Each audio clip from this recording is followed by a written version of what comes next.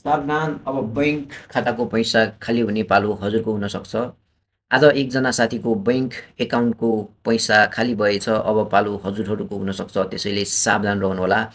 किनकि मलाई थाहा छ भन्नेहरूलाई पनि कहिलेकाहीँ लाटो लड्छ, एक पल्ट्याङ, बाटो लड्छ सात पल्ट्याङ भने चाहिँ हुन्छ। त्यसकारणले सबैले जानकारी लिइराख्नुहोला।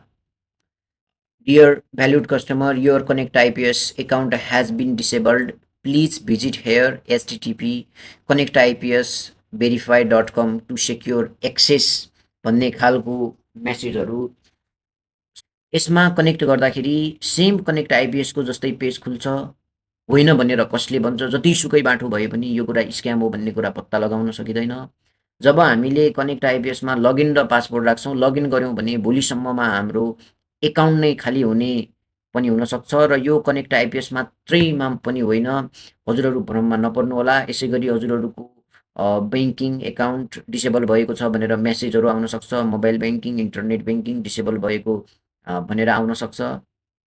हजुरहरूको कनेक्ट गरी यसमा आइडी र पासवर्ड राख्नुभयो भने हजुरहरूको एकाउन्टबाट पैसाहरू चोरी हुन सक्छ।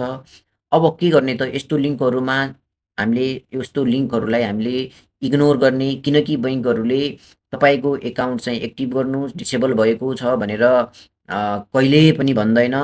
र यदि हामीले इनेबल अपडेट गर्नै पऱ्यो भने हामीले एपहरू चाहिँ खोलेर इनेबल गर्ने हो। समस्या हो भने इनेबल गर्ने र कनेक्ट आइपिएसको पनि वेब ब्राउजिङ गर्दाखेरि त्यहाँनिर समस्या हुनसक्छ।